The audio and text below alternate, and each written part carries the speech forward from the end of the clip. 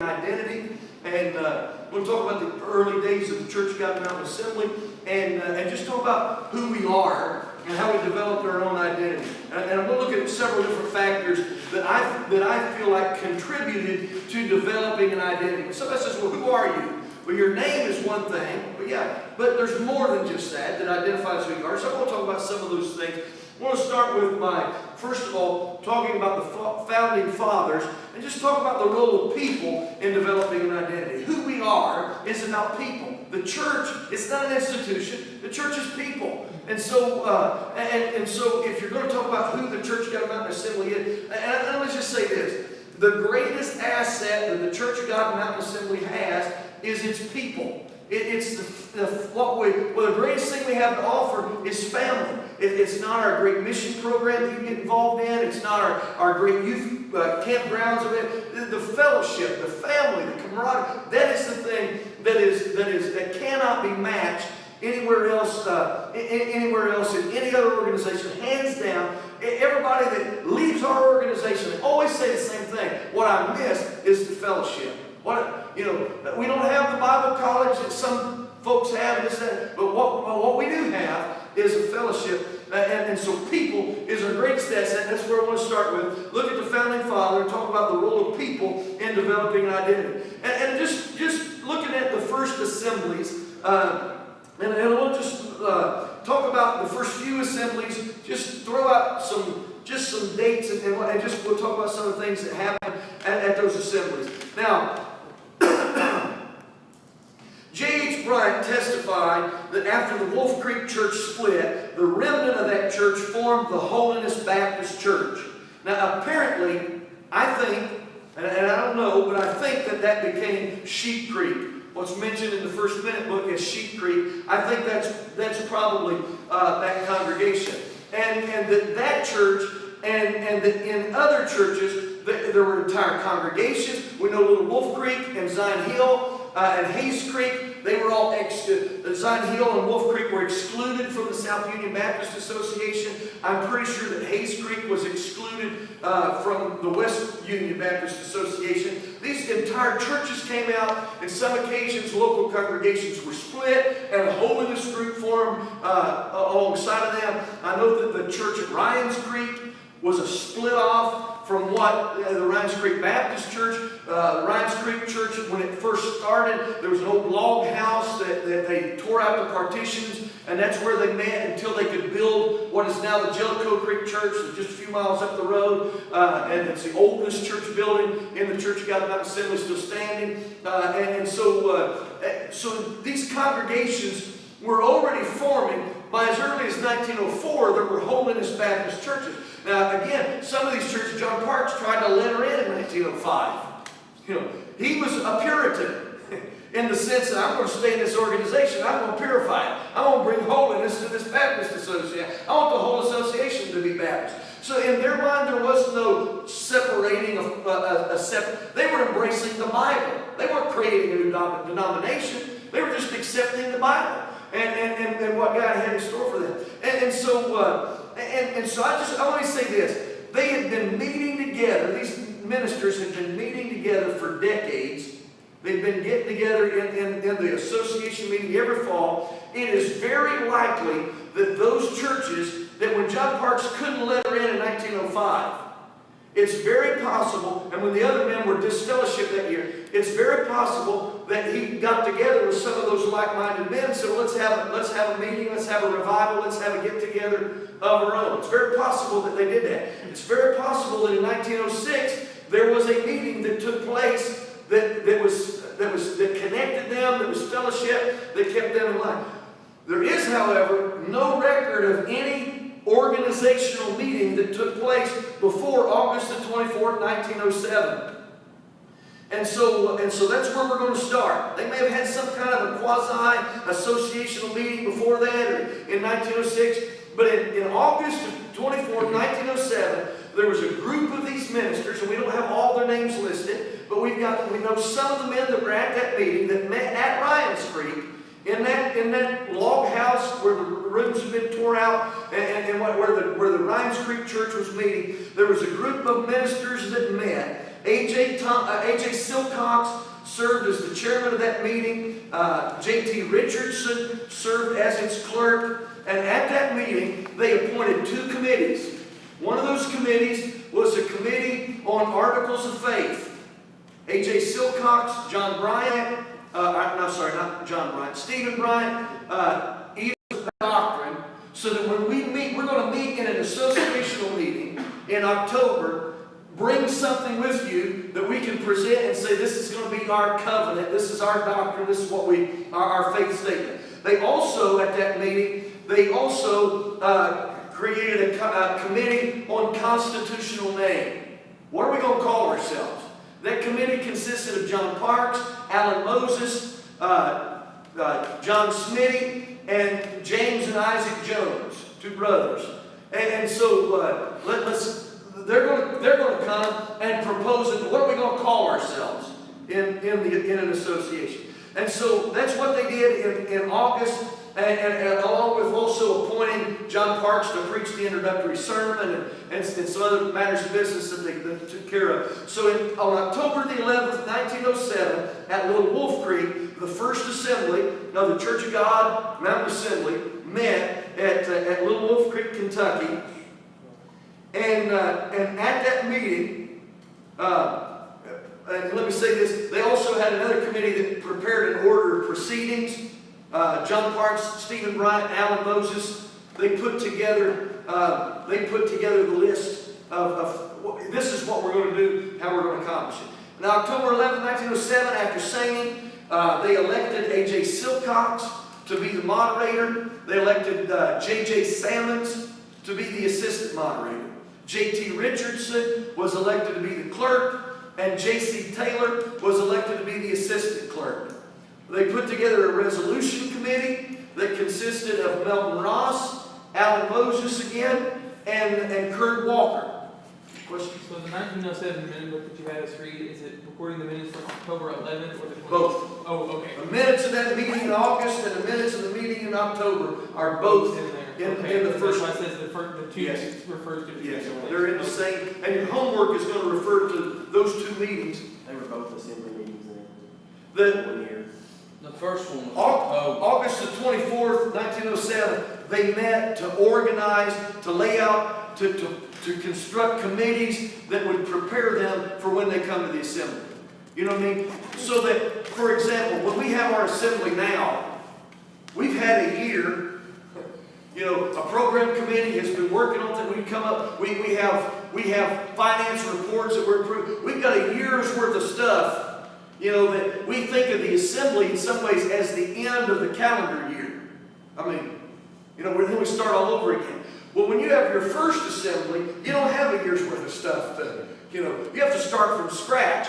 And so instead of starting on October 11th from scratch with all the delegates present, there were a group of men that got together and met and said, okay, this is what we're going to do, and we're going to come up with some articles of faith, and we're going to come up with a constitutional name, and break. And then we broke the huddle, and we met again in October of 1907 at Little Wolf Creek. And so the Committee on Resolutions presented 6 resolutions. I'm not going to read them. I'm not going to read them tonight just for the sake of time. And because you can read, and they're in the minutes. So check your jump drive and read them. But they read the resolutions, also adopted the articles of faith, and they left the meeting with the intention of meeting again at Zion Hill the following September. We're going to meet 1908 in Zion Hill. And the name that's used at the end of that meeting is, they called themselves the Holiness Union Association. Now the cover says Minutes of the Church of God. And so apparently there were 2 names that were given at first, and when Church of God became the standard over Holiness Union Association, we just don't know. There's just not primary source documentation to tell us. Now, let me say, there are no printed minutes in 1908, 1909, and 1910. They printed a minute book the first year, but for some reason they did not print minutes the second, third, or fourth assembly. So there are 5 years in the history of the Mountain Assembly where there was no minute book printed. 1908, 1909, 1910, 1973, and 2000 later on. But no minutes for those years. So all we can do is really conjecture. Now, Luther in his history book says that that 1908 assembly took place at Siler's Chapel. Luther doesn't have any sources, really don't know where that information came from, some oral history that was handed down. There was an early assembly at Siler's Chapel, but the minutes of the meeting in 1907 said we're going to meet at Zion Hill. Now, it's possible that they couldn't meet at Zion Hill for some reason, and they chose to meet at Siler's Chapel instead. On your jump drive, I have 3 documents, 1908, 1909, and 1910, that I call quasi-minute books.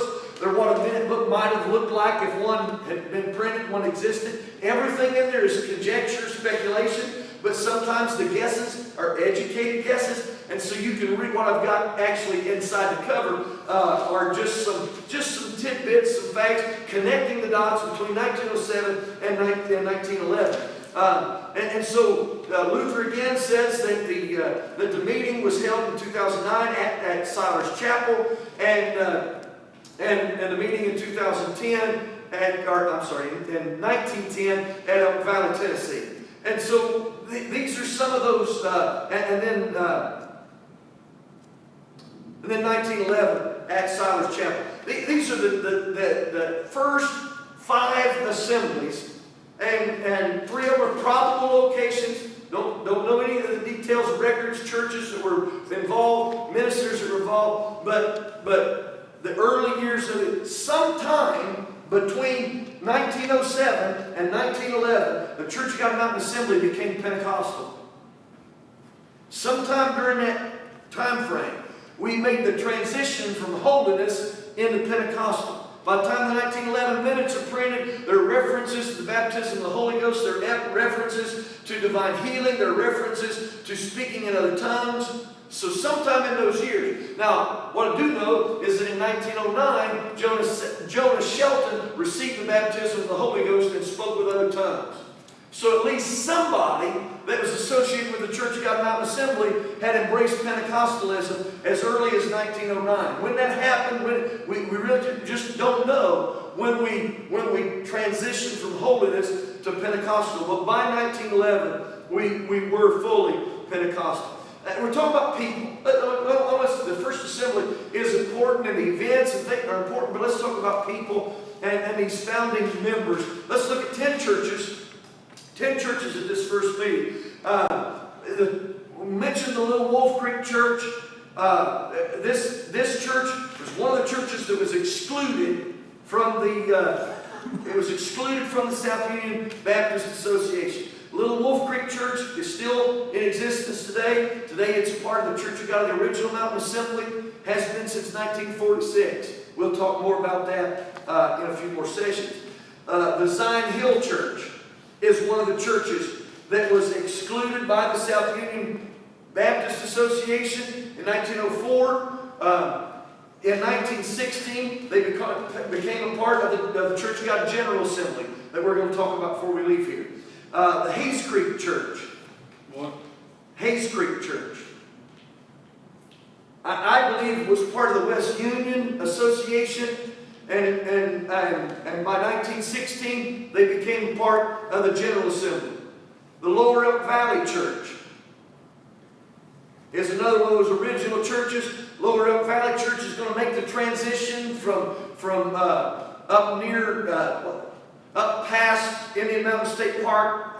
If you're going toward the park, turn left. Up that road. Lower Elk Valley is Upper Elk Valley. Of course, is what we call Elk Valley, but that region down there by the park is what was called Lower Elk Valley. In 1922, that church transitioned from there over to the Tabernacle, and then later on built on Main Street, and now they're back at the Tabernacle. That's the Jellicoe Church. So when you see references to the Lower Elk Valley Church in those first 15-minute books, you're talking about the Jellicoe Church. And I believe that the Lower Elk Valley Church was a remnant, or was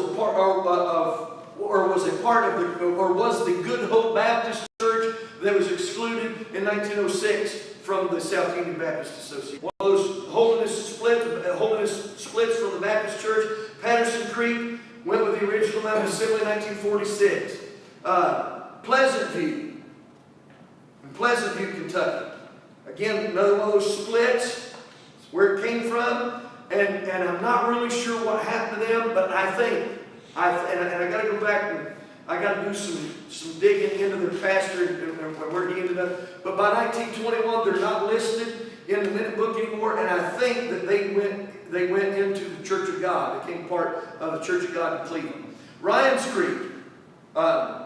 We talked about that log house where the building was set in order that split off from the old Ryan's Creek Baptist Church. They moved a few miles up the road, built what at the time was an impressive church building at Jellicoe Creek. That church is still standing, and I'm not sure who's pastoring today at Jellicoe Creek, but the church is still in operation, still continuing to worship at Jellicoe Creek. Ryan's Church became Jellicoe Creek. Sheep Creek is another one of those splits.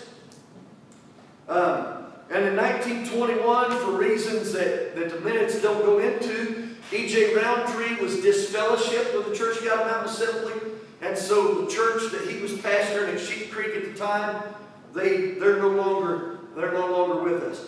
In Saxton, Kentucky is another one of those original churches. 1946, they went with the original Mountain Assembly, and up until just a few years ago, they were still having church at Saxton. Somebody told me that somebody bought the building now and has made a residence out of it. Now, the thing about Saxton Church is there's still a Saxton Baptist. Now, the old Saxton Church that was down there below Buck Creek where Euless resides at, it was actually, there was another Mountain Ash Church of God, Mountain Ash Church of God of the General Assembly. They bought the old Saxton building. Now it's Saxton Church of God of General Assembly. But it was vacant. The church is still there? Yes. They're still, okay. Somebody told me they thought that they had, somebody moved into it, was living in it. But okay. There's somebody living next to it, like there's a house close to it in that premises, but the church actually was run down, and you could tell it was not used for years. Right. And the guy that bought it, him and his family and congregants, they actually went in, redid the whole place up. It looks great from the outside, but I ain't seen the inside of it. Yeah. I'm going to get back over there then and look, because there's a lot of history there. The other church is the Woldridge, Tennessee Church, and I don't know where it came from. I just know that again in 1921 it's not listed. I think that it went into the Church of God. We'll talk at some point about why I think in the 20s we had some churches and ministers that left, and so that may be part of it. 10 churches at that first assembly. There were 7 pastors. Did 3 churches not have pastors? No. Right? 3 churches are 2 pastors, or 1 pastor pastors 3 different guys pastored 2 different churches. I'll get that out in a minute. Who are these pastors? Thomas DeBerry Moses was pastoring the church at Little Wolf Creek. James Jackson Salmons is pastoring the church at Saxton. John Hansford Parks is pastoring the church at Pleasant View, and also the church at Zion Hill. They're not too far away from each other. Stephen Nathan Bryant is pastoring the church at Patterson Creek. Aaron Thomas is pastoring the church at Ryan's Creek. Newton K. Parks, John's brother, is pastoring at Hayes Creek. John P. Smitty is pastoring the church at Lower Elk Valley and also the church at Woldridge. And Sheep Creek has been pastored by Edom John Roundtree, E.J. Roundtree. These are the 7 pastors, original pastors, Church of God Mountain Assembly. There are 51 delegates. Now, this is my recollecting. If you count the names that are listed, some of the guys are listed more than one time, and sometimes names are misspelled and did the best they can. Sometimes there's typographical errors. There's a T.M. Thomas that's listed. I can't find anybody at all, any relation to that, anybody living in that area at that time period, any Thomas whose first name starts with the letter T. I can't find any. There's a strong possibility that he is also, that it's J.M. Thomas, who's listed in another place, Josiah Martin Thomas, that it's the same guy and it's a typo. We're trying to reconcile. I think that I have positively identified 49 of the 51. And I'm pretty sure who the other two are. But again, you're doing the work. You're doing the work of detective in a lot of cases. There are 51 delegates. At least 18 of them are ministers. Now, not all of them are ministers, but at least 18 of them are ministers. If you read the list of names, and the reason that sometimes they're listed as members of one church and 2 or 3 years later they're listed, sometimes you move coal mines, move around from one coal camp to the next, and so there were a lot of miners. There's at least one Civil War soldier, John Griffiths, and there may be two. The average age of 19 years old, from age of having been in the same church and the same associations, sometimes are even stronger than family ties. Let's talk about developing identity. I want to talk about the role of nomenclature in developing identity. What's in a name? Nomenclature is the study of names and how those names develop. So let's talk about the evolution of a name. I mentioned that there is a reference to the Holiness Union Association in 1907 in our in that first minute book. It's called the Holiness Union Association, and also almost simultaneously, the title is the Minutes of the Churches of God. And I say Church of God, and it really should say Churches of God, because it's plural in 1907. Churches of God. Remember, the mindset is these are local autonomous churches that come together in association. So it's not one Church of God, it's Churches of God. There are 10 of them that come together. Church of God, between 1893 and 1900, there were 23 new denominations that arose out of the holiness movement in America. Many of them had headquarters in southeastern United States, and many of them used variations of the name Church of God. And that's just the 23 that sprang up in the last decade of the 19th century. And that's not counting all the numerous ones that sprang up in the first couple of decades afterwards. Church of God was a popular name because it was a Bible name. Had to be God. In 1911, the General Assembly was attended by A.J. Tomlinson and J.S. Llewellyn. Tomlinson and he also came in 1912. Tomlinson was the general overseer of the Church of God in Cleveland, Tennessee. He came to the assembly in 1911. It's not a coincidence, perhaps, that in 1911, when they became aware that there was another group calling themselves the Church of God, that in order to distinguish themselves, separate themselves apart from that other group that was meeting in Cleveland, Tennessee, they added in 1911 the name Mountain Assembly. The minute says, on motion and second, that this assembly shall be called the Mountain Assembly of the Churches of God.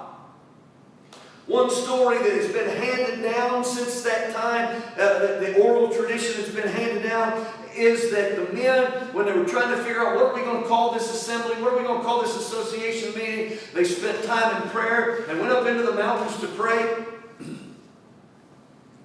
And then when they came back, the 30 of them that came back, 32 of them or so that were there, when they came back, the story's not told that they all came back and at the same time opened their mouths and Church of God was spoken, but that they all came back, and that the consensus was, they all felt that strong pull, we should call ourselves the Churches of God of the Mountain Assembly. Add the name Mountain Assembly to the name. I mentioned Tomlinson having been there. I'll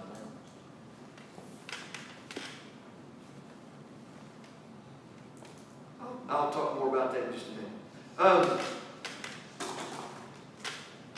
In 1917, on August the 2nd, 1917, the Church of God was incorporated in the state of Tennessee. Henry Mobley, Newt Parks, John Parks, J.O. Goins, and George Ford, as trustees of the Church of God Mountain Assembly, signed an incorporation, and they chose the name Church of God as the name. Now I ask you, one of your homework questions is going to be about the name change, and I'm asking you, because here's the other perspective. What they were naming in 1911 was not an organization or a denomination as much as it was the meeting that took place in October. This is the Mountain Assembly of the Churches of God, as opposed to the Cleveland Assembly or the White Plains Assembly or the Florida. I like the Hawaiian Assembly myself. But the name was incorporated in 1917 as Church of God. In 1943, the Church of God reincorporated as the Mountain Assembly of the Churches of God, October 20th, 1943.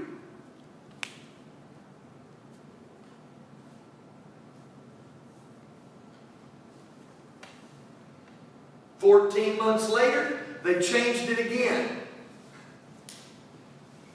Now, I wish that I knew the story behind it, but I don't. In 1944, they became the Church of God in name. Now, you're not going to see that in the minute books. The minute books, there is going to be a transition that takes place in the 40s where the minutes, they go from being the minutes of the Mountain Assembly of the Churches of God to the minutes of the Church of God of the Mountain Assembly Incorporated. And so in 1947, April the 15th, 1947, the Church of God of the Mountain Assembly Incorporated was changed. That's been our name now for 70 years. Luther Gibson, J.H. Bryant, Ira Moses, Clayton Lawson, and R.N. Ballinger. I hope that his great-grandson is watching by now and can recognize that name. But they're the trustees acting on behalf of the assembly that changed the name of the assembly. Talk about, again, the importance of name in developing an identity. Who are you? Oh, I'm Church of God Mountain Assembly. And what that means. Let me talk about association with the Church of God. I mentioned that Tomlinson came in 1911 and came in 1912, made visits to the General Assembly. Now, if you've read anything at all about A.J. Tomlinson, then you know that A.J. Tomlinson is not the kind of guy to just come and observe and go to the house. That's not his nature. In 1911, you read the minutes, you'll find out A.J. Tomlinson was leading in prayer. He was reading church letters in the business session. He was helping to conduct elections. He was preaching, praying for the sick, and all. He was being A.J. Tomlinson. That was his personality. Take charge, get involved. He wrote in his diary on October the 9th, 1911, he wrote, "Just arrived home from Kentucky, where I was for 3 days in an assembly of the churches, preached 2 sermons, beside other talks and interpretations of messages in tongues, had a good time, a pleasant fellowship with the precious people in their assembly. See further particulars of the meeting in the Evangel of October 15th, 1911, which unfortunately has not been located. Nobody has a copy of it. He said, gave some messages and interpretations while under the power. The people saw the fire as it was above my head and about me. The people were so wonderfully blessed that they asked the Lord to enlarge them and make them able to ensure the blessings God was favoring them with." The following year, on the same day, October 9th, 1912, he wrote in his diary, went to Jellicoe, Tennessee, preached there at night, was in the Mountain Assembly, which convened a mile out from Jellicoe. I preached at the assembly Saturday night at Newcomb, Tennessee. Sunday at the assembly, I was in the congregation, and after Brother Parks finished his discourse on the platform, he called for me, and I went up and preached for an hour and a half or more after he had preached an hour and 5 minutes. A great crowd, estimated at 1,500. The seats were taken out of the house and placed outdoors in front of the house, and 1,000 people stood up while we preached. We had to stand on a platform in the hot sun, and most of the congregation was in the hot sun most of the time. But they stayed right there, and God wonderfully helped a number for healing right out in the hot sun. It's like a modern mission trip, don't it? Remarkable account. 1912, Church of God Mountain Assembly sent messengers to Cleveland, Tennessee, to the General Assembly of the Church of God. We sent messengers to Cleveland, Tennessee, in the same manner that we had, we talked about the association meetings in the South Union Baptist Association. Members from the West Union Association would come. And members from the Mount Zion Association would come. And we would send messengers to them. And so the idea, the associational meeting model was still in the minds of our people. And we sent letters corresponding with the ministers there. And there was talk in the delegation floor that day. Let me read to you from the minutes. They're in your jump drive, so you can also look at them. But and their minutes are quite a bit longer than ours, so I encourage you to use the find Control F and search for the things that you're looking for. But the general overseer spoke of his visit to the Mountain Assembly in Eastern Kentucky. This is January 9th, 1912. He spoke of his visit in October to the General Assembly and how that they had offered themselves to the General Assembly of the Churches of God and appointed messengers to attend this assembly for the purpose of forming a union. He then introduced John H. Parks of Inland, Kentucky, who spoke about the Kentucky Word, how that they had seen the light and that a number of them had been excluded from the Baptist Church. He then spoke of the growth of the work and how finally they had called themselves the Church of God. And that when they had heard of the General Assembly and its work, they desired to connect themselves with it and that they had come for that purpose. Stephen Bryant was also called to the stand and gave an interesting talk corroborating the statement of Mr. Parks. A committee was appointed to confer with the Kentucky Brethren about union.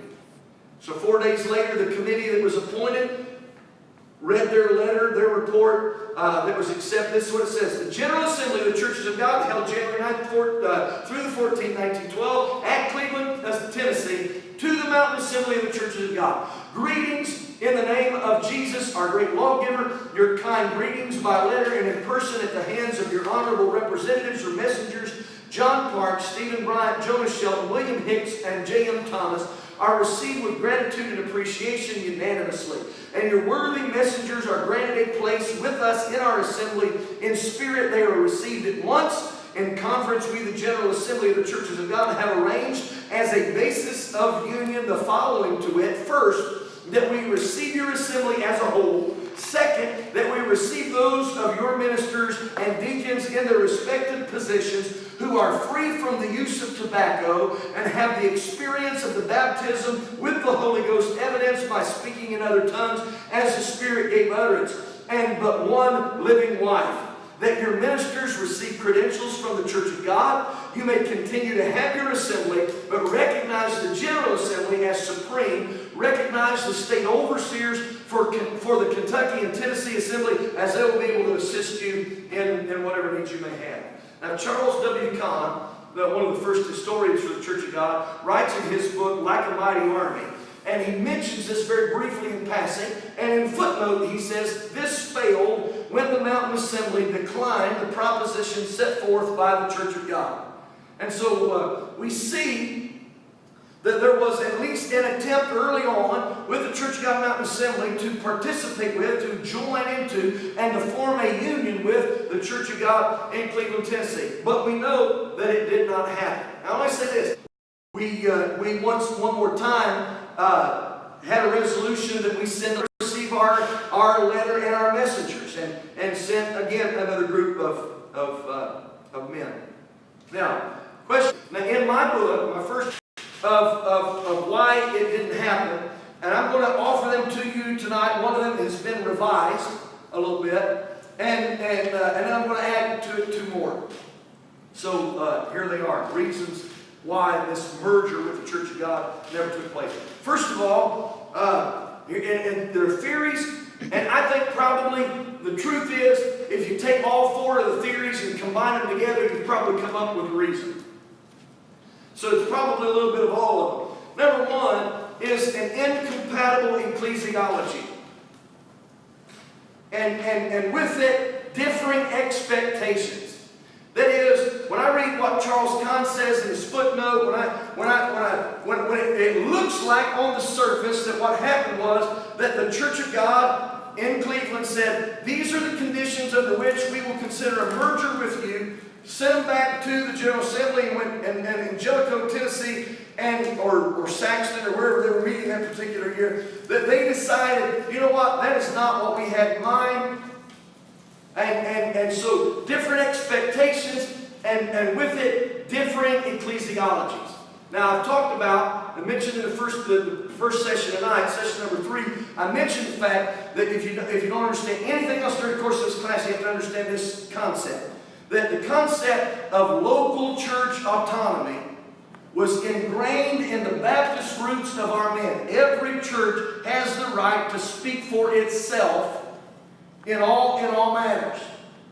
So the condition, now let me stop just a second and say that the ecclesiology of the Church of God in Cleveland is altogether different. That is not the mentality of the Church of God.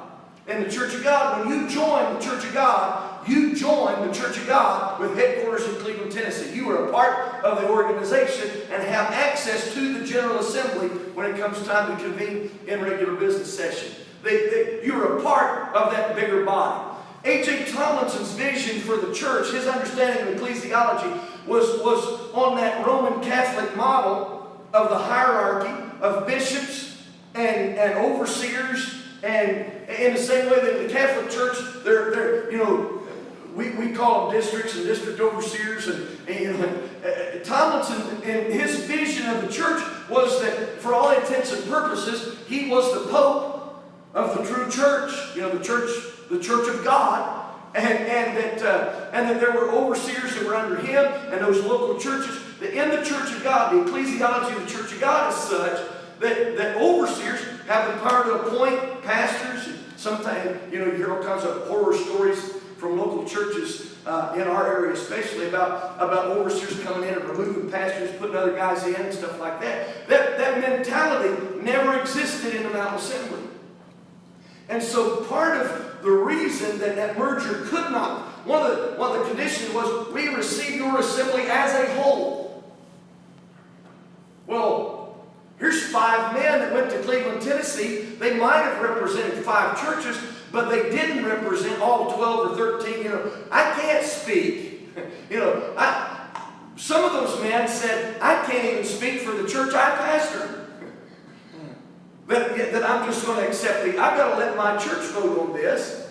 And they certainly couldn't, they certainly couldn't speak for a church on the other side of the county to which they had no connection whatsoever. And so part of it was just the difference in ecclesiology from the very beginning that complicated things. Now, Tomlinson, apparently in the 1930s, there was a rumor that persisted that at one time John Parks and Stephen Bryant had given the Mountain Assembly over to the Church of God. And so Parks wrote a letter to A.J. Tomlinson asking just, for if he could shed some light to help quell this rumor. And it's actually printed in our 1934 minute book. But Tomlinson wrote him back and said, I just read your letter and I'm giving attention to the matter. I'm still not able to find where these minutes say that Brother Bryant and yourself delivered the Mountain Assembly over to the Cleveland General Assembly.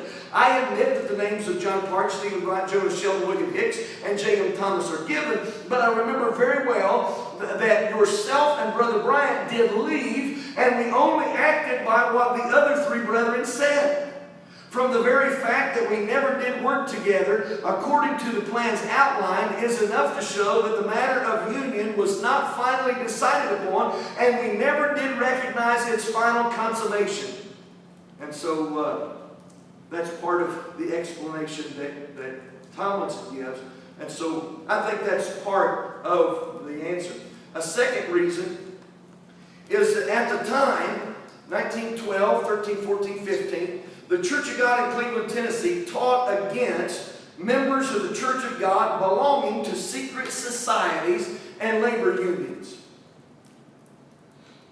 So that church members were not allowed to be members of secret societies. You couldn't belong to the lodge. You couldn't be a Mason. You couldn't be an Elks Club member, and you could not belong to a union. Now, the idea, from what I understand, is the fact that if your allegiance is to them, that they would claim your allegiance over you. Your ultimate allegiance ought to be to the church. You shouldn't put yourself in a position to have divided loyalties. And and the idea is if you belong to the union, the labor union, they own you.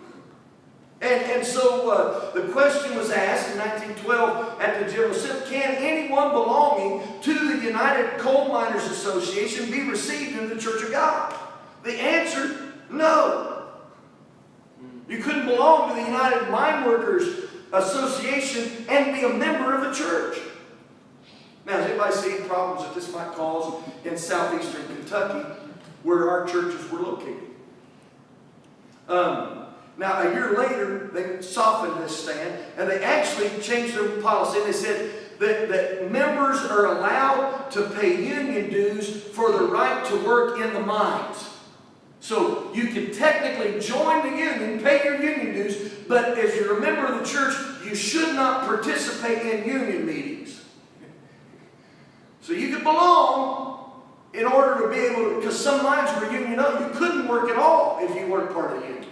And so, but with that caveat, that was for lay members, they added to that because ministers were expected to be examples, the Church of God would still not license or ordain any minister who had any connections to the union. Now, I know that this is a subject that requires more study, more research than what I have presently done. I don't know. I know that we have members and ministers who were parts that were working in coal mines. I know that.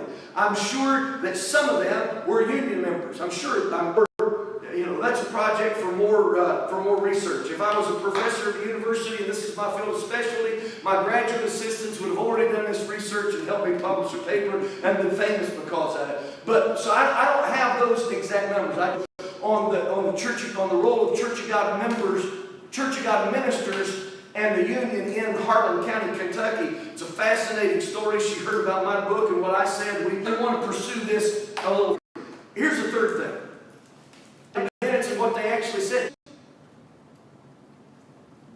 With several factors. One of those is as long as none of them has more than one living wife. Now, again, I don't know the numbers, don't know the stats. This is a theory thrown out there, requires more research. My guess is there was probably somebody in the Church of God Mountain Assembly at the time who had been married and divorced and remarried, and then later on got saved, sanctified, filled with the Holy Ghost, started preaching, became a minister in the church. My guess is there was probably somebody that this case applied to. It was at least prevalent enough in society and in the church culture. It was at least prevalent enough that the Church of God had to throw it out there. They either dealt with it themselves within their own denomination and just wanted to, and maybe it had something ugly that they had to happen and deal with it, and so they wanted to nip it in the bud. But again, maybe that's another reason. And then the fourth thing, the other specification in the minutes was they have to be free from the use of tobacco.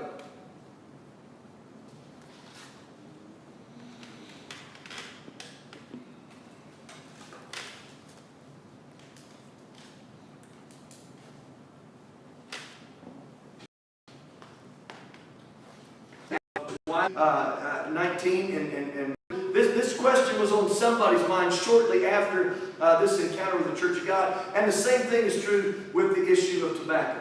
In 1911, at the General Assembly, the Church of God Mountain Assembly, we changed our name, Mountain Assembly, but we also, that same year, on a motion and second, that the churches of God ordain no minister that will not abstain from the use of tobacco and other filthy habits. And the question was asked, what should we do to those brethren that now use? The answer was, advise them to quit. And after a long discussion by both sides, which lasted in the evening with much interesting remarks made against the use of tobacco, with many sobs, groans, amens, and shouts and prayers to God for victory, the moderator declared the discussion closed, and the vote on the amendment, which resulted in 15 votes in favor of the use of tobacco and 18 against the use of tobacco. 15 in favor and 18 against. Now, this is an issue, obviously, that I can say there were some ministers in the Church of God Mountain Assembly that were affected by the tobacco question. Now, the question is, if you've got some ministers who just cannot get comfortable with the idea of going into an organization and placing themselves under the authority, placing their church under the authority of an overseer who's disconnected, who's not a part of it, I'm accountable and he's going to make decisions based on what's going to church. It's going to take my paper, my credentials over the issue of divorce and remarriage. I can't join an organization that tells me I got to quit using my tobacco in order to keep my license. So here's several issues that were at hand that are at least somewhat responsible for the merger that never took place. While we're on the subject of tobacco, let me say that motion was made in 1911. But and the vote was taken and the vote was close. Well,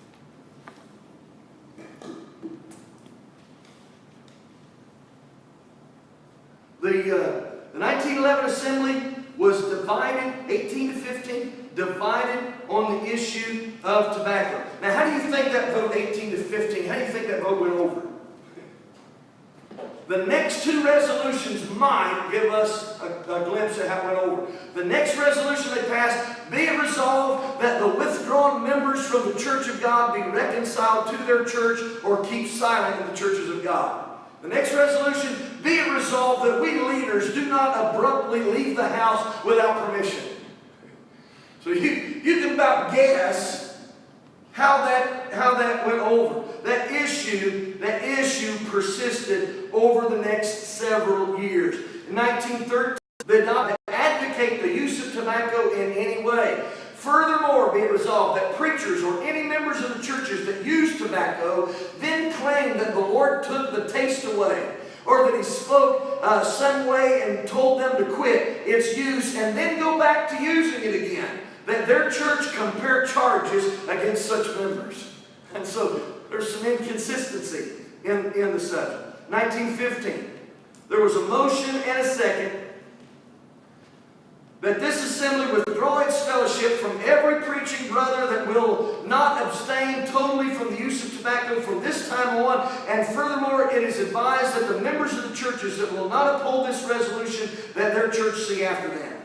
And they also voted that year to appoint ministers to go to the churches where those brethren use tobacco, and have the preachers who are pastoring who are using tobacco, that they go to them and see about them. So E.J. Roundtree went to Zion Hill, where W.R. Hamlin was pastor. Hamlin was pastoring at Zion Hill and at Rock Creek. And Kurt Walker and Lewis Broyles were sent to Hayes Creek, where E.L. Lovett was pastor.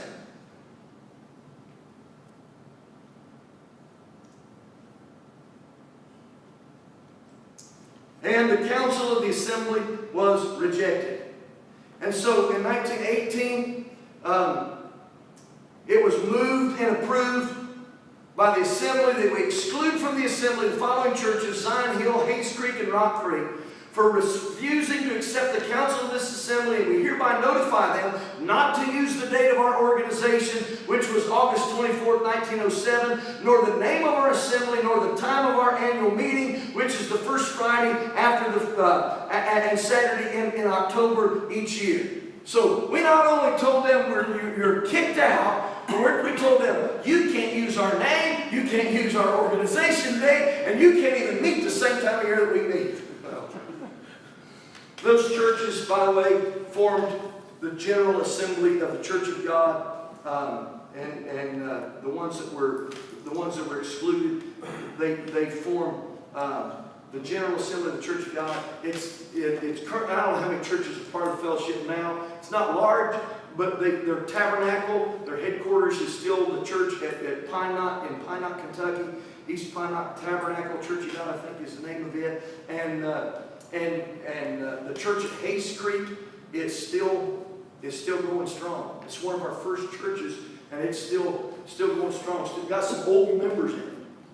It was associated because their approval of tobacco use. Yes, yeah. It was tobacco use. one churches. Zion Hill, Hayes Creek, and Rock Creek. And this is all over the form of the General Assembly? The General Assembly of the Church of God was formed over the issue of tobacco.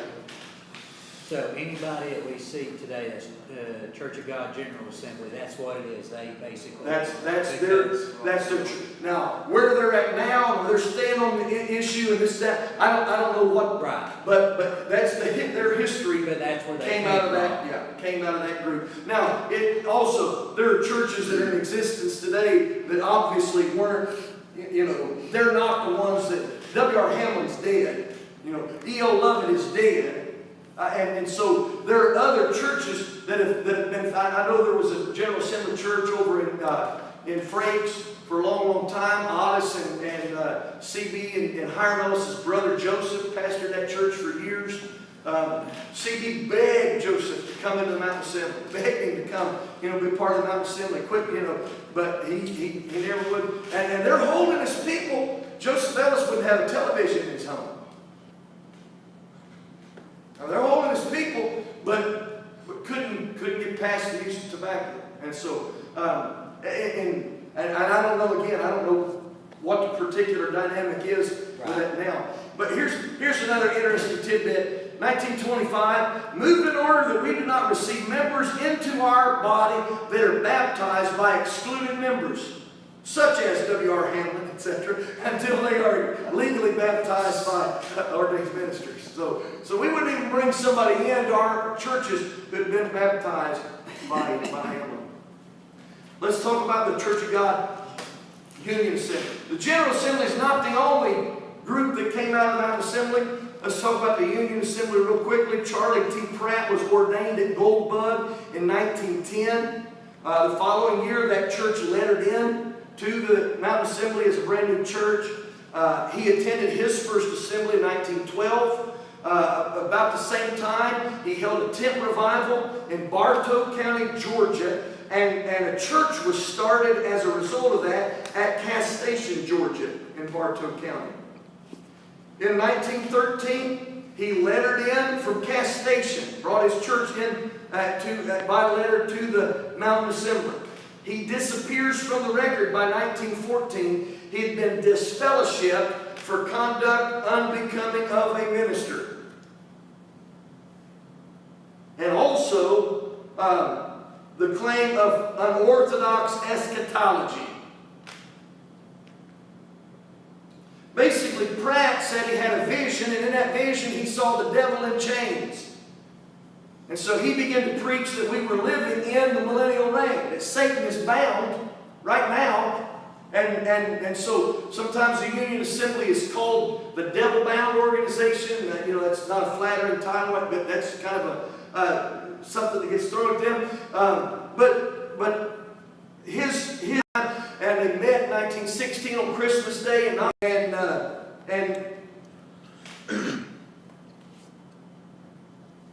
and the Church of God Union Assembly was a result of that. Now, it's not a coincidence that in 1917, when the Church of God Mountain Assembly adopted its first articles of faith, that the last thing on the list was so it calls us to take a stand on doctrine. Let's talk about the supernatural. Talk about identity. The use of miracles in developing identity. And manifest. Who are you? Who are you? We're the church that believes in miracles. The stories told, probably the most famous story in the history of the Church of God Mountain Assembly. Persecution against the church in some circles was now the South Union Baptist Association's official response was, "We are sorry that our brethren have left, and we recommend that you do not persecute them." But those that were outside the church, the holiness folks were open. They were subject to ridicule. Holy rollers was a derogatory term that was thrown at them, and it was not uncommon to have rocks pelted through the windows. And I've heard stories of snakes being thrown, poisonous snakes being thrown in. The door opened up and just slid across the floor, and cars being vandalized in the parking lot, things like that. The ultimate climax of persecution took place one night, perhaps at the old Hackler Church in Lower Oak Valley, when a group of men, 3 men, brought weapons to the meeting that night for the purpose of breaking up the service. They were threatening the pastor with violence, threatening his life. but God intervened that night, and John Parks was lifted up by the power of the Holy Spirit off of the stage, lifted up until the eyewitnesses say his back touched the ceiling. His wife Rachel cried out, "Oh no, Lord, not now," thinking that God was calling him home. The sight was enough to deter those men, to stop them in their progress. And they left, and Betty Hammond was an eyewitness. She was a teenager there at the time. She would tell the story. She named the men by name. And she said that one of those men lost his ability to speak. He never could talk about it. He never could. It so affected him, he never could talk again. Another man lost his mind, went insane, and a third man killed himself. It made an impact on those that were there. People would testify of that story for some time. For some time after that, Daniel Moses was there at the meeting, sitting on the stage. When John Parks was lifted up, I said Daniel Moses. Those that went to church with him in Jellicoe would have called him Daniel. Daniel Moses would testify about it, and he would talk about how that he could tell that story with such passion. And he was sitting up there on the stage. He said, "And when it came down, he put his hand on my shoulder." Johnny Douglas said, "You'd have thought Jesus Christ touched that man." I mean, the Lord himself was, but that was the reverence that they had for him and the respect for the moment. John Parks couldn't talk about it. He told me for years after that experience, he couldn't talk. He said, "Anytime I talk about it or think about it," he said, "I feel myself being pulled." So what an incredible moment in the history of our organization. Divine healings were prevalent. 1913, the question was asked about the gift of healing in the name of the Lord, and there were many diverse healings that took place. One of the early healings was that of S.N. Bryant's wife, Mary Davenport Bryant, had been sick for so long that she didn't have the strength to turn herself in the bed. And one day, 3 different doctors examined her and told Stephen Bryant, said, "You're just wasting your time and money on doctors." He said that your wife has just 3 or 4 days to live at the very most. Sister Bryant refused to take her medicine that evening, and they called the church together. Some of the church people came together that night. They ate supper, they sang songs, and they prayed. They laid hands on Sister Bryant, prayed for healing, and she raised herself up from the bed that night and said, "I'm healed." She got dressed and ate a good supper, and the doctors came in the next morning. They knew that something had happened, something supernatural had taken place. At 1915 assembly at Jellicoe Creek, Sister Shelton from Black Mountain, North Carolina, was sick with pellagra. She sent a pair of gloves to the assembly to be anointed and prayed over, and then they were mailed to her. When she put those gloves on her hands, she was healed immediately. October the 4th, 1919, at Elk Valley, Sister Rosa Enix had been deaf for some time, and she was healed instantly and could hear from as well as anyone. At the 1928 assembly, John Meeks, who had been a messenger from the Lower Elk Valley Church 12 years earlier, was in the asylum. Had lost his mind, but prayer was offered for him at the assembly, and God delivered him and brought him out. James, did you ever hear him testify? Sure. Tell his story. Amen. He was a deacon at the Fondie Church every day, and then at Middlesboro for many years after that. God delivered him and set him free. Just so many of those examples of the manifestation of God's power, and maybe one of the greatest examples of healing in God's power wasn't so much a healing as it was of protection. That in those years shortly after World War I, when all of our soldiers were coming back from these foreign places where they'd never been before, they brought back all kinds of sickness and disease. And at the close of World War I, the great pandemic of influenza swept across the United States and virtually the world. And during that flu of 1918 and 19, over 500,000 people died in the United States. During the 3rd week of October 1918, 4,600 people died in the city of Philadelphia alone. In all, between 21 and 22 million people died in the world. And in those days, the assembly, they would send their obituaries in to be printed in the assembly, and there was not one report of anybody that died of a flu-related death in the Church of God Mountain Assembly. God kept His hand of protection on His people, defined by the supernatural. Statements of faith. Let's talk about the role of doctrine in developing identity. 1907, the first articles, I mentioned the committee just a little bit ago, the first articles of faith of the Church of God Mountain Assembly were adopted by the organization. Six of them, let me just throw, I'm not going to read them all, let me just throw the principles at you. One was sola scriptura. We talked about that, Martin Luther Reformation. It's all about the fact that it's the Bible. The Bible is our foundation. The second was about regeneration by repentance and faith. It takes repentance and faith in order to be saved. The third was baptism by immersion in the Trinitarian formula. The fourth was on the doctrine of entire sanctification. The fifth was on apostasy. We teach the possibility of final apostasy of even the saints. And the sixth was on the doctrine of open communion. We believe all regenerated persons should be admitted to the Lord's table, and that people should examine themselves and so eat and drink. In 1913, the first teachings of the Church of God Mountain Assembly are presented. You have the minute books on your jump drive, so I'm going to encourage you to take a look and see what kinds of things are mentioned. What was the fifth article? Have you passed that?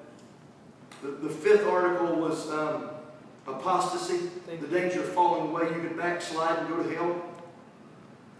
1917, there was another. I took those articles of faith that appeared in 1907. They don't show up again. They're not printed every year.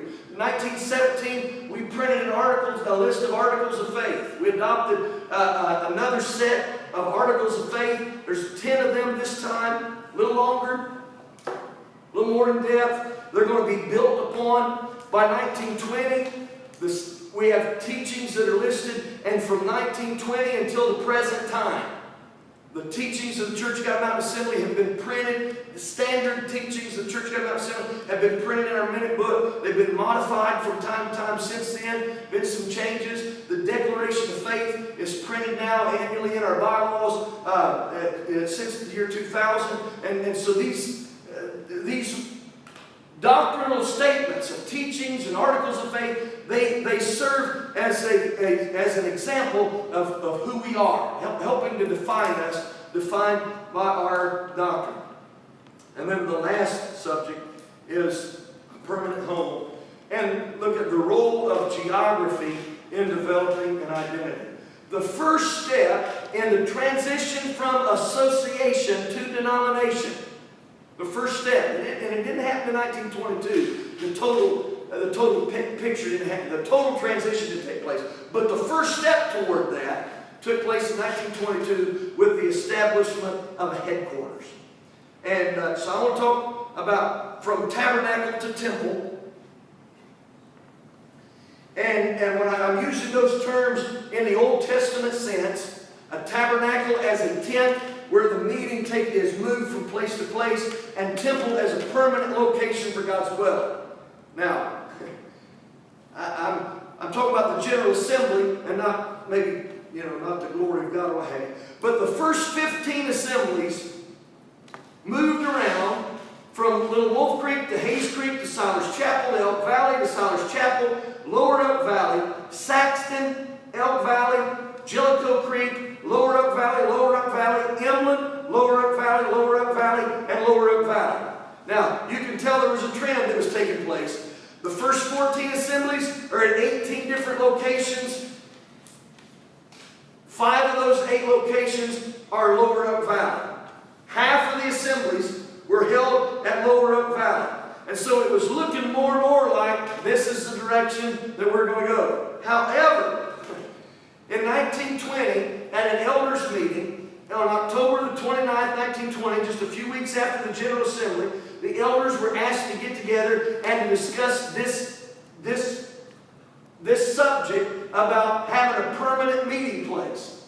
And the elder board, the house was called to order by John Parks, chairman of the elder board. And it was moved to buy a parcel of land on a certain lot in the city of Williamsburg, Kentucky, on which to build a house for the Mountain Assembly. And at that meeting, they appointed trustees to handle the property, and they appointed a building committee for the purpose of constructing a tabernacle, a meeting house in Williamsburg, Kentucky. In 1921, they came to the General Assembly, and it was in Lower Elk Valley. They didn't, the plans to build, the plans to buy the property fell through, and they weren't able to do it. And so in 1921, the motion was made, the reference was made that last year we had a good time at the assembly, God blessed, and we had a great time, but we didn't have room for everybody that needed to be there. And so we have decided to build a tabernacle for next year, and the lot is now bought in the city of Jellicoe and staked off and ready to build. We've got a fine lot, it's in town, so all we need now is money. And so the call went out to send your money in so that we can get this building built before the next General Assembly. And so in 1922, the assembly was held in Jellicoe on Florence Avenue.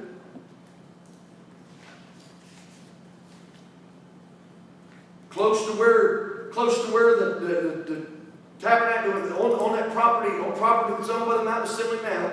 That first tabernacle was built in 1922. The building was massive by the day's standards. It had a balcony that wrapped all the way around the top of it. You could get up in the upstairs and go all the way around the top. Earl Pruitt talked about being a kid and getting loose from his mom and dad and going up there and you could stand up over the top of the preacher. He said, I remember watching John Parks with his magnifying glass, reading his Bible, and preaching, and the crowd being stirred, watching it as just a little boy. And so that's the image. Now there's some pictures of it in Luther's history book. There's some pictures of that old, the first tabernacle built in 1922. That year, the building was turned over to the Lower Elk Valley Church. And they moved from the Hackler Church, the old church building, up near where the cemetery is at now, and moved over to Florence Avenue and took over the tabernacle and moved their congregation into it. Now, every year at the end of the assembly, they would vote on where we're going to have the assembly at next year. Next year we're going to have it at Saxton. Next year we're going to have it in Emily. Next year we're going to have it at Lower Elk Valley. Next year we're going to come back to Lower Elk Valley. Next year we're going to come back to Lower Elk Valley. In 1922, when they built that tabernacle, they stopped voting every year on where they were going to have the assembly. Until 1949. And in 1949, they said, let's start having the assembly in different places. They voted and passed a measure, we're going to have the assembly in different places. They said, let's have the assembly next year in Cincinnati. And so they had the assembly in Cincinnati in 1950, and at the end of the assembly, they said, let's have the assembly next year in Jellicoe. And at the end of that assembly, they said, let's have the assembly next year in Jellicoe. And at the end of that assembly, they said, let's have the assembly next year in Jellicoe. And so they voted every year to have it in Jellicoe until in the 1960s, they bought the adjoining piece of property that was owned by the Jellicoe school system, where the old Jellicoe High School was, or the old Jellicoe middle school. They bought the adjoining property, and they said, let's build a bigger tabernacle. This was the third tabernacle on the property. They built this, we'll talk about this second later on. But the idea was that they didn't have to vote anymore once they knew where home was. And so home is there, and since that time, Jellicoe has been defined by the Church of God Mountain Assembly, and maybe in some ways the Church of God Mountain Assembly has been somewhat identified or defined by Jellicoe. Anybody got any questions tonight? I know I'm throwing so much time. Anybody? Questions, comments? Do you think the sense of home, as far as the Atomical churches, is lost out of the assembly's not held? I do. I think so. Because, like I know where home office is. Yeah. But probably not any of my members do. I think so. Because you lose that sense of home, and I've said tonight that home has played a part in developing identity, and I think all of us, wherever it is we call home, there's a sense of who we are that's a product of the home we were raised in, that home of my childhood or my hometown or the school that I went to or whatever. I think that there is that sense of our identity being tied to the historical connections that are there. And so I think the organization experiences that as well. And there's a disconnect from history. There's no history, for example, in Pigeon Forge and in a conference room. I've never been a fan of the conference room. It's not an atmosphere that's conducive to worship most of the time. It's not like being in a church building. And so because of that, I think there's something that's missing. It's hard to, that maybe there's ways to replace it or substitute for it. But I never going to Jellicoe. I mean, never making a trip. And we were there for the revival that they had a few months ago or what have you, and I had the mission booklets that I had printed for Brother Walden. I carried them over to the office. That's the first time I've been in the office in a while. And I had a few guys with me that night that had never been inside the headquarters office building. That, it's like, come on guys, let's go over there. They'd never been inside the building. And, the pictures that are on the wall and, there's a lot of history that's there. And, to be disassociated with it, I think you lose some of your identity because, there's a story that's there. The monument, the deceased minister's memorial, there's nothing that, and I honestly, we update that annually and add the new names of the men who have died. But when they do that, don't have, nobody ever knows. I mean, you go there from year to year and see, well, that name wasn't there last time I saw it or whatever. There ought to at least be a memorial service. Something, when those names are put on there, just a few days later, some of us get together and, just stand around the monument. If we don't, and maybe there's only a handful of people that would come, but to do something that connects us again with Jellicoe, I think is important historically. Even if you never attended an assembly in Jellicoe, there's something there to be learned by being there. The tabernacle's altogether different. It's a whole different configuration. What they've done to remodel it, it's not the same. But at the same time, it's the place. When did they remodel? New members and old members have lost. Old members lost the identity because of moving from Jellicoe. And I'm not complaining about anything. I'm just talking after old members. Yeah. But what I want, it's all right. I'd like to say something about John Meeks.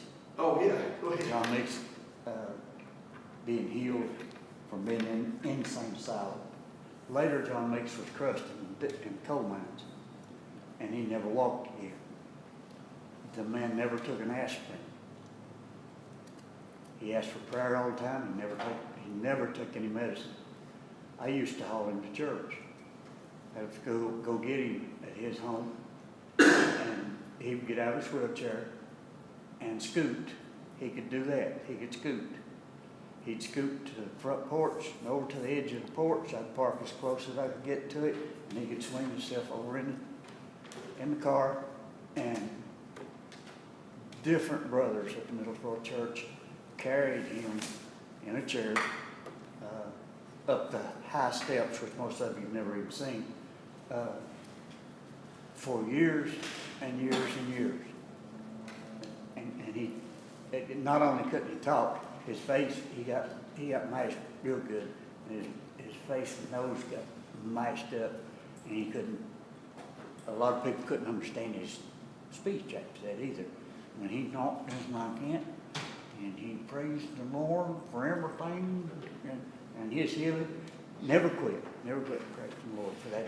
And to be connected, he was an old man, obviously, or sure seemed like he was an old man. But this is a guy that was at the General Assembly in 1916. And still around and connected to our churches for a long, long time after that. Gary, did you have a? Yeah, you said something about the tabernacle being remodeled. When did they do that? The Jellicoe Church Yeah. remodeled the tabernacle, the year that they moved in. 2006 maybe? I was gonna say, because I was there when they had the assembly in 2005. You was actually preached one morning and we went. And so I remember what it looked like then, but I ain't been since. When the stage was on the other side of the, Like where the parking lot is in the front, where you walked in those glass doors, the stage, like if you walked in the doors here, the stage would have been up here to your right, is where it was when I went. yeah, the stage was on the back side where the piece of property that joins the Cantrell property and behind it, yeah, the stage was on that side. And it had been remodeled several times by the assembly. And in fact, that's probably something we ought to do too. At some point in time, I'll bring in some video footage from some of the past assemblies.